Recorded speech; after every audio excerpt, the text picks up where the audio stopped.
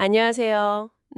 혹시, 이거 해야 하는데, 이렇게 생각만 하고 자꾸 미루게 되는 일, 당신도 자주 있으신가요? 네, 아마 많으실 거예요. 오늘 저희는 당신이 공유해주신 오히라 노부타카의 책, 게으른 뇌의 행동 스위치를 켜라. 요약본을 가지고 한번 그 원인과 해결책을 좀 깊이 파헤쳐 보려고 합니다. 이 책에서는요, 미루는 습관이 무슨 의지의 문제가 아니라 우리 뇌 자체가 원래 변화를 좀 싫어하기 때문이라고 하네요. 맞습니다. 그 뇌는 에너지를 아끼려고 하거든요, 본능적으로. 그래서 그냥 현상 유지를 선호하는 거죠. 변화는 곧 에너지 선무다, 뭐 이렇게 생각하는 거예요. 일종의 방어 기제 같은 거군요. 그렇죠. 근데 흥미로운 건 이 책은 바로 그런 뇌의 어떤 특성을 이용해서 오히려 행동 스위치를 탁 켤 수 있다, 이렇게 말한다는 점입니다. 오, 그건 좀 솔깃한데요? 네, 그래서 오늘 저희는 그 핵심 방법들, 그걸 좀 파헤쳐서 당신이 이제 생각만 하는 사람에서 바로 행동하는 사람으로 나아갈 수 있도록 그 길을 함께 찾아보는 게 목표입니다. 좋습니다. 그럼 어디서부터 좀 파헤쳐 볼까요? 책에서는 뭐 거창한 계획 이런 거보다 일단 해보는 것, 이게 중요하다고 하던데요. 네, 임시 결정, 임시 행동이라고 표현하죠. 맞아요. 예를 들어 운동해야지 마음만 먹는 게 아니라 그냥 뭐 편한 옷 입고 팔굽혀펴기 딱 한 번이라도 해보는 거예요. 이게 왜 그렇게 효과가 있는 걸까요? 그 뇌에서는 무슨 일이 벌어지는 건가요, 그때? 그게 아주 작은 행동이라도 일단 시작을 하면요, 뇌의 그 측자핵이라는 부분이 있어요. 거기가 자극됩니다. 측자핵이요? 네, 여기서 이제 도파민, 그러니까 우리가 흔히 쾌감이나 동기부여 물질이라고 하는 거 있잖아요. 네네 들어봤어요. 그게 나오는 거예요. 그래서 일단 한번 행동해서 이거 괜찮네? 하는 긍정적인 피드백을 받으면 그 다음 행동은 훨씬 쉬워지는 거죠. 일종의 선순환이 만들어지는 겁니다. 와, 그러니까 완벽하게 하려는 생각보다 일단 시작하는 그 행동 자체가 중요하다. 이런 말씀이시네요? 바로 그거죠. 그래서 행동의 양이 처음에는 질보다 더 중요할 수 있다는 거예요. 아하, 그래서 새로운 습관 같은 거 만들 때도 뭐 양치 후에 스쿼트 딱 1회 하기 이런 식으로 이미 하던 일에 살짝 덧붙이는 게 효과적이군요. 그 시작하는 문턱을 확 낮춰주니까요. 맞습니다. 제로에서 시작하는 것보다 훨씬 쉽죠. 기존 습관에 연결하면요. 근데 또 일단 시작해도 그걸 계속 유지하는 거, 그 집중력 이게 또 문제잖아요. 주변 환경 탓도 좀 클 것 같은데요. 정리 안 되고 이러면. 네, 맞아요. 책에서도 바로 그 점을 지적합니다. 실제로 저희가 뭐 사무실에서 물건 찾는 데 쓰는 시간이 연간 150시간이나 된다는 통계도 있더라고요. 150시간이요? 와, 엄청나네요. 네. 그러니까 단순히 책상 위의 물건 위치, 그것만 딱 정해두는 것만으로도 불필요한 에너지 낭비를 막고 집중력을 지킬 수 있다는 거죠. 그냥 시간만 버는 게 아니군요. 그렇죠. 이런 환경 정도는 시간을 아끼는 걸 넘어서서 우리가 혹시 실패했을 때 다시 집중하는 대로 사실 도움을 줍니다. 실패했을 때요? 실패하면 보통 좌절하기 쉬운데 그 환경 정돈이랑 그게 어떤 관련이 있는 거죠? 책에서 실패를 무슨 타율처럼 생각하라고 했던 것 같아요. 5번 시도해서 한 번만 성공해도 괜찮다. 뭐 이런 마음가짐이요? 이게 집중력이랑 어떻게 연결되나요? 네. 그 타율이라는 비유가 재밌죠. 우리가 실패하거나 좀 예상치 못한 문제에 딱 부딪혔을 때 주변 환경까지 막 어수선하면 그 자체로 스트레스 요인이 되거든요. 그렇죠. 더 정신 없어지죠? 네. 반면에 좀 정돈된 환경은 심리적으로 안정감을 줍니다. 타율 사고방식은 이번엔 잘 안 됐네? 그럼 다음엔 다른 방법을 써봐야겠다.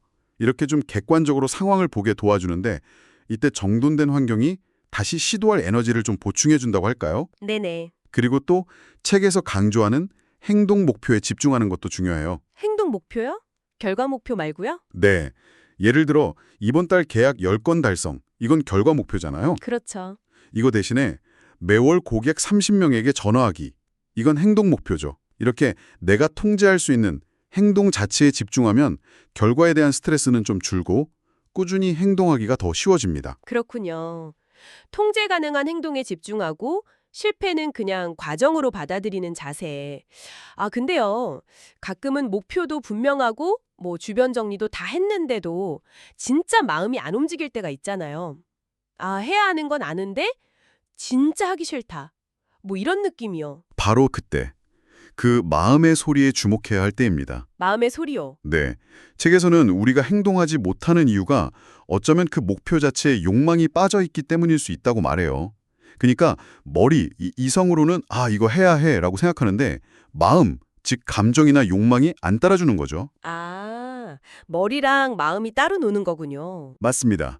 우리 뇌에서 감정이나 행동을 담당하는 좀 오래된 뇌, 되뇌 변연계가 있고요. 논리적인 언어를 담당하는 새로운 뇌, 되뇌 심피질이 있는데 이 둘이 작동 방식이 좀 달라요. 그래서 욕망 같은 아주 강한 감정, 즉 나 이거 진짜 하고 싶다 하는 마음이 들 때 그게 강력한 행동 에너지원이 되는 겁니다. 이론이 아니라 감정으로 움직이는 거죠. 와, 머리가 아니라 마음의 소리를 들어라. 이거 정말 중요한 지적인데요. 그럼 그 마음의 소리, 내가 진짜로 원하는 건 어떻게 찾을 수 있을까요? 좀 막연하게 들리기도 하는데요. 네, 그럴 수 있죠. 책에서는 나는 진심으로 어떻게 하고 싶은가? 이 질문을 스스로에게 계속 던져보라고 권합니다. 처음에는 해야만 하는 일들, 사회적인 기대, 이런 것들이 먼저 떠오를 수 있어요. 근데 계속 묻다 보면 그 밑바닥에 숨겨진 진짜 나의 욕망, 그 마음의 소리가 들리기 시작할 거라는 거죠. 약간 자기 성찰 같은 거네요. 그렇죠. 머리의 소리, 몸의 소리, 예를 들면 피곤함 같은 거요. 그리고 마음의 소리, 이 세 가지를 좀 구분해서 들어보는 연습이 필요하다고 할 수 있습니다. 좋습니다. 그럼 이제 내 마음이 진짜 원하는 걸 찾았다고 한번 가정해보죠. 예를 들어, 나 진짜 토익 800점 넘고 싶어. 이런 마음의 소리를 찾았어요. 근데 막상 시작하려면 좀 막막할 수 있잖아요. 800점이라니. 네, 맞아요. 목표가 너무 크면 부담스럽죠. 그래서 이제 구체적인 실행 계획이 중요해지는 겁니다. 책에서 제안하는 건 마일스톤 설정하고 세분화하는 기법이에요. 마일스톤이랑 세분화요? 네. 1년 안에 토익 800점, 이게 최종 목표라면 예를 들어 3개월 안에 650점 넘기 같은 중간 목표, 이게 마일스톤이죠. 이걸 세우는 거예요. 단계별로요? 그렇죠.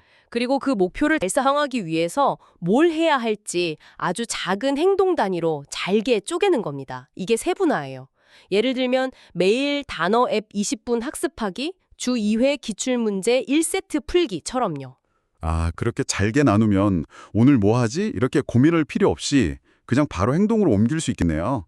큰 산을 오르기 전에 작은 언덕부터 넘는 느낌이랄까요? 정확합니다. 목표를 이렇게 잘게 나누면 심리적인 부담감이 확 줄어들고요. 또 작은 성공들을 자주 경험하면서 성취감을 느낄 수 있습니다. 성취감, 중요하죠. 네. 이게 바로 행동을 계속하게 만드는 아주 강력한 동력이 되는 거죠. 여기서 한 발 더 나아가서 언제, 어디서, 무엇을 할지까지 구체적으로 정해두면 더 좋습니다. 예를 들어 매일 아침 출근하기 전에 식탁에서 30분 단어 외우기처럼요. 그럼 실행 확률은 훨씬 더 높아집니다. 이야, 정말 구체적이네요.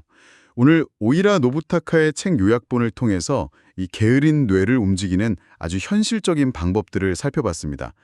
들어보니까 결국 핵심은 무슨 의지력 부족을 탓할 게 아니라 우리 뇌가 어떻게 작동하는지 좀 이해하고 아주 작은 행동부터 시작하는 것, 그리고 그 과정에서 내가 진짜 뭘 원하는지 그 방향을 찾아서 꾸준히 나아가는 것, 이게 핵심인 것 같아요. 네, 맞습니다.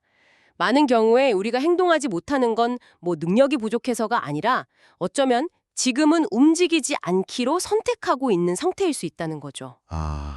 선택이요? 네, 오늘 저희가 나눈 이야기들이 당신이 지금 바로 움직이는 선택을 하는데 조금이나마 어떤 용기를 드릴 수 있었으면 좋겠습니다. 자, 그럼 마지막으로 당신에게 이 질문을 한번 던져보고 싶네요.